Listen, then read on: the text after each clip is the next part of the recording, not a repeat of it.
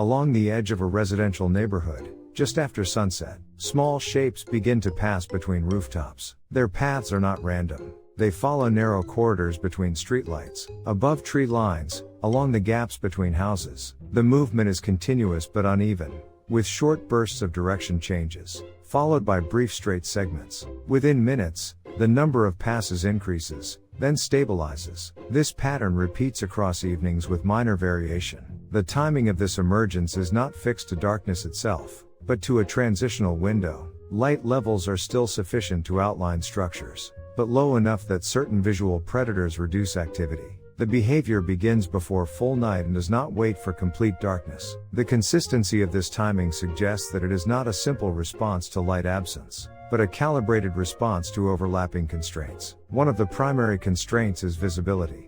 Flying mammals operating in open airspace are exposed when contrast is high. During full daylight, their movement would be detectable against the sky by birds that rely on vision to intercept prey. In suburban environments, this includes species that occupy rooftops, poles, and trees as elevated vantage points. These predators depend on contrast and motion detection. As ambient light decreases, contrast weakens, and the reliability of visual tracking declines. However, delaying activity until full darkness introduces a different limitation. Insects, which make up the primary food source, do not appear uniformly across the night. Their availability is influenced by temperature gradients, humidity, and residual heat stored in surfaces like asphalt and walls. At dusk, these surfaces release heat, creating localized air currents. Insects concentrate within these microzones, especially near artificial lighting and vegetation edges. This creates a temporary increase in prey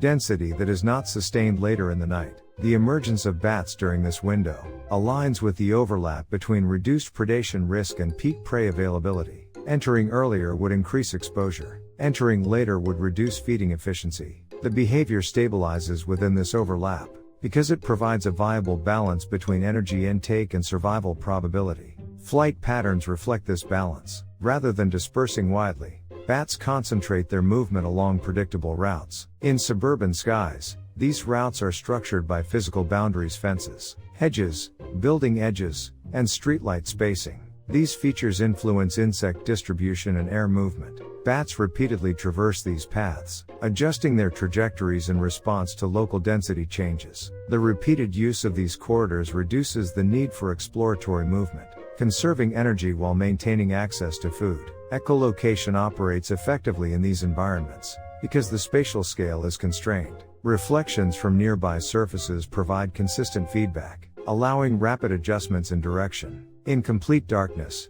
this system remains functional, but the distribution of prey becomes more dispersed. At dusk, the clustering of insects near edges increases encounter rates within shorter flight distances. This improves foraging efficiency without requiring extended search patterns. The suburban setting introduces additional constraints that shape timing. Artificial lighting creates zones of attraction for insects, but also introduces areas of increased visibility.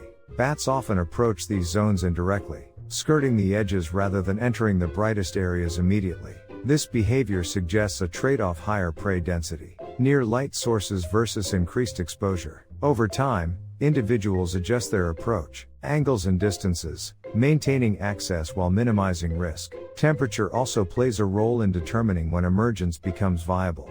Flight requires sustained energy expenditure, and the cost is influenced by air density and body temperature regulation. At dusk, temperatures typically fall within a range that allows efficient flight without excessive energy loss. Earlier in the day, thermal conditions may be less stable, particularly near heated surfaces that create turbulent air. Later at night, cooler temperatures can increase the cost of maintaining flight activity. The dusk window provides a relatively stable thermal environment. Another constraint is internal energy balance. Bats spend daylight hours in roosts where movement is minimal. Energy reserves must be replenished through feeding, but the timing of this replenishment affects overall survival. Emerging too early increases risk. Emerging too late reduces intake. The consistency of dusk emergence suggests that the timing has been shaped to ensure that energy deficits are addressed within a predictable and repeatable window. This behavior is not synchronized perfectly across individuals. There is variation in the exact moment of emergence, influenced by roost position,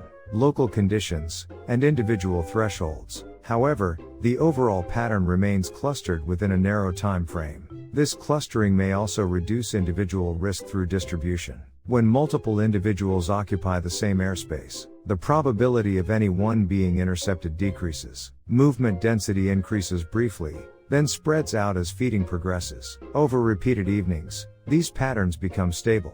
Routes are reused. Timing shifts slightly with seasonal changes in daylight, duration and temperature, but the underlying structure remains consistent. The emergence continues to occur within a transitional light level, not at a fixed clock time. This indicates that the behavior is responsive to environmental cues, rather than rigid schedules. In suburban environments, human activity introduces additional variability. Noise, light fluctuations, and changes in air movement can alter local conditions. Bats adjust by modifying flight height, route selection, and entry points into feeding zones. However, these adjustments occur within the same temporal window. The dusk emergence persists because it remains the most viable solution across changing conditions. Alternative strategies are possible but less stable. A fully nocturnal emergence, delayed until complete darkness, would reduce exposure further, but at the cost of lower prey density and increased search time. A crepuscular extension into earlier light would increase feeding opportunities,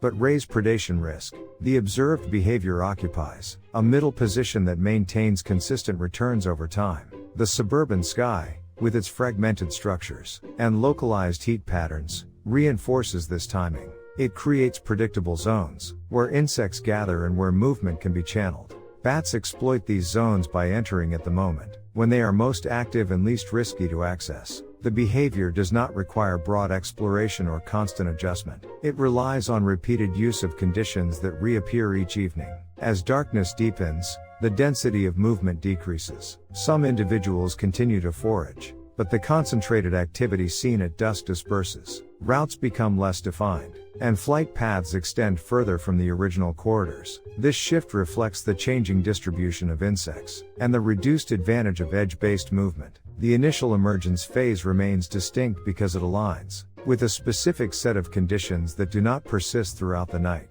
On the following evening, the same pattern reappears. The timing shifts slightly with the length of the day, but the sequence remains a brief delay after sunset. A rapid increase in movement, stabilization, and gradual dispersal. The behavior continues not because of a fixed rule, but because it consistently satisfies the constraints imposed by visibility, prey availability, temperature, and energy balance. In this way, the appearance of bats at dusk in suburban skies is not a simple reaction to darkness. It is the outcome of overlapping factors that converge within a narrow window. Each evening recreates the conditions that make this timing viable, and each emergence follows the same structure, adjusted only by small changes in the environment.